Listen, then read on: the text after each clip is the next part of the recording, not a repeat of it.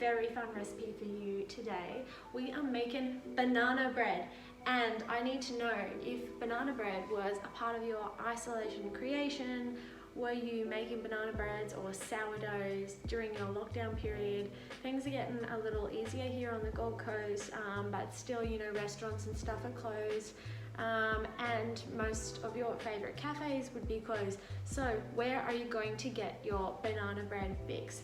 I have an amazing banana bread recipe that I want to share with you guys. Probably a little bit late to the party, but look, it's never actually too late for a banana bread, right? So this is a recipe that I have made in many a restaurant, many a cafes, shared with fellow chefs and friends of mine. So I know that it's a solid one.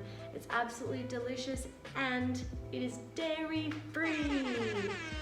So let's make this thing and you can see for yourself.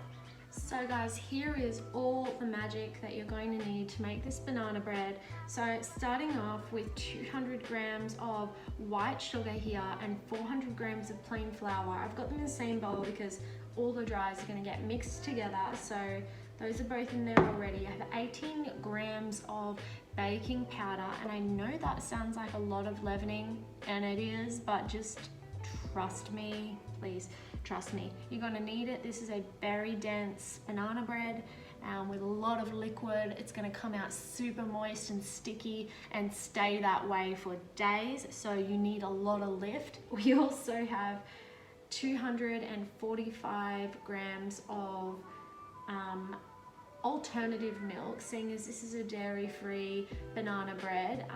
I'm using oat milk, but almond milk also works really well here. Use whatever alternative milk you want. 245 grams of vegetable here. I'm using sunflower oil, 1 egg, some cinnamon sugar just to sprinkle over the top of this guy. No exact amount, it's kind of up to your preference of how much you like.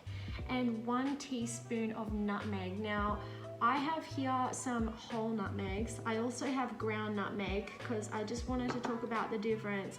Ground nutmeg is great for making banana bread. There's no problem with that. The only thing is it can lose its aroma quite fast. So I sometimes like to just grate fresh nutmeg in. If you were doing that, use half of a fresh nutmeg and grind that in with a little microplane or something. Otherwise, just go ahead and use 1 whole teaspoon of ground. And the magic ingredient of this whole thing, bam, black bananas. Listen, I know you're thinking, dude, those bananas, that's too dark. It is not. It is not too dark. These guys were intentionally neglected and abandoned, knowing that they were gonna get this bad. Inside, they're really not that bad. Like, they've still got some white to them, they've got some nice bruising and that, but like, they're not slop. However, if they were sloppy, I would still use them. Sometimes you can freeze bananas if they're not quite ready, and then they'll turn black once they start to defrost. So once they're frozen for a day or so, rock solid, defrost them, and then they'll start to turn black and become like liquefied in the inside, and you can like almost just squirt the insides out into the bowl. That's great. This is natural sugar, guys. The sweeter your bananas are, the less sugar you need to put artificially in your banana bread. So we're gonna whip all this stuff up. I'm gonna put all my liquids into the jug. If you like your banana bread to have a bit more texture, you can definitely go ahead and just smash these up with a fork. I'm gonna blend these with all my liquids. So you're going to need to add in your 245 grams of alternative milk, 245 grams of vegetable oil in there as well, and your 1 egg.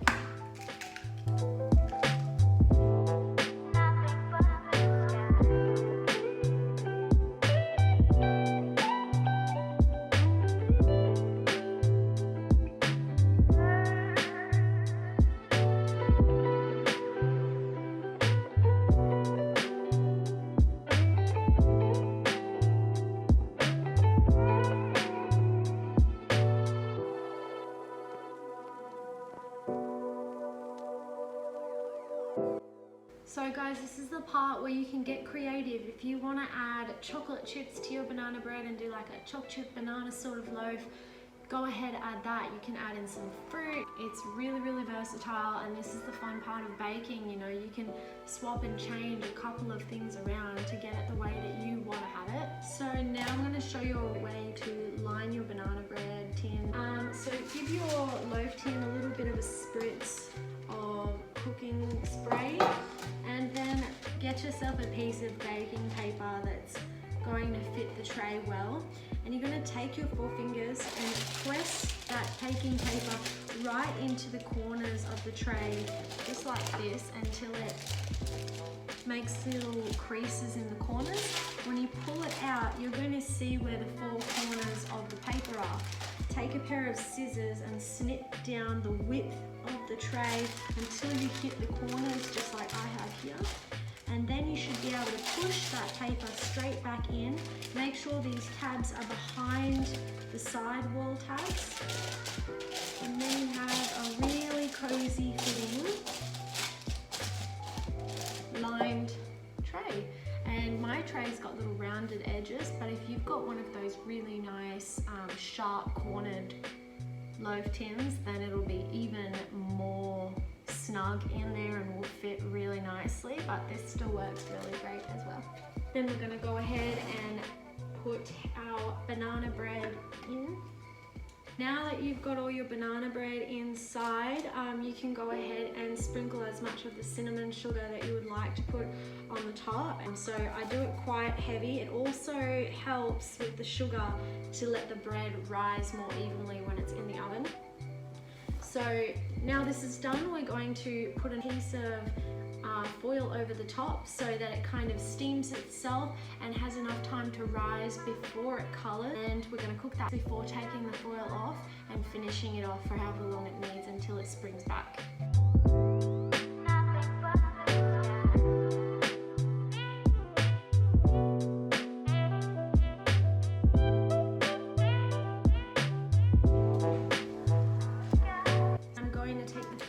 And see if it needs a bit more of a steam, or if we can, woohoo, so nice. Okay, so you can see how much it came up. It's all beautiful, the cinnamon's nice, and you want to feel that it feels quite cakey and cooked around the outside. It might still be wobbly on the inside, but that's the purpose of us putting it back in. So it'll be pretty much 80% cooked now, and we're just going to finish it off in the oven.